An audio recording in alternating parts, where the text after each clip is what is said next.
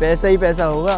क्यों लॉटरी लग गई है क्या? अरे हिंदुस्तान कॉपर के शेयर्स थे मेरे पास। ओ आई नो। एक ही दिन में 20% अपर सर्किट हिट करके 760 रुपीज तक पहुंच गए। 5 दिन में ऑलमोस्ट 40% का जंप था और 6 मंथ्स में 190% का jump. Very smart of you. इतना सब नहीं बताता मेरे को, मेरे पास बस शेयर्स है। ये राइज क्यों आया? तेरे शेयर से तुझे ही नहीं पता। इस रैली के पीछे ना 2 स्ट्रॉन्ग रीजंस हैं, ग्लोबल कॉपर प्राइसेस और कंपनी का एक फ्रेश ग्रोथ ट्रिगर। कॉपर महंगा हो रहा है, ये तो तुझे पता ही होगा।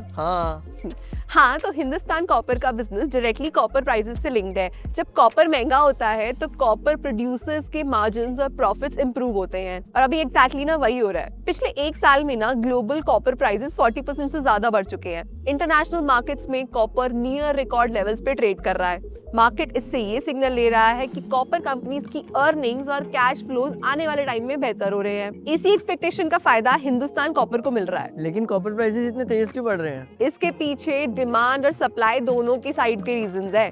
न्यू कॉपर माइंस डेवलप होने में सालों लग जाते हैं। ग्लोबल प्रोडक्शन टाइट है और थोड़ा सा डिसरप्शन भी प्राइसेस को ऊपर पुश कर देता है। डिमांड साइड पर देखें ना तो कॉपर एक की मेटल है power, infrastructure, renewable energy, electric vehicles, charging stations और इलेक्ट्रॉनिक्स के लिए। जैसे जैसे वर्ल्ड इलेक्ट्रिफिकेशन और क्लीन एनर्जी की तरफ जा रहा है, कॉपर की डिमांड स्ट्रक्चरली बढ़ रही है। इसके साथ साथ ग्लोबल अनसर्टेनिटी और ट्रेड टेंशंस इन्वेस्टर्स को कमोडिटीज की तरफ पुश करता है, जो प्राइसेस को और सपोर्ट देता है। एक कंपनी स्पेसिफिक पॉजिटिव ट्रिगर भी है। ग्लोबल प्राइसेस के साथ साथ हिंदुस्तान कॉपर को एक कंपनी स्पेसिफिक गुड न्यूज मिली है। 24 जनवरी को कंपनी को मध्य प्रदेश में एक नया कॉपर माइनिंग ब्लॉक मिला है। कंपनी को बीके कॉपर और एसोसिएटेड मिनरल ब्लॉक के लिए प्रेफर्ड बिडर डिक्लेयर किया गया है। और कहाँ है ये ब्लॉक? ब्लॉक मध्य प्रदेश के सिद्धि डिस्ट्रिक्ट में है।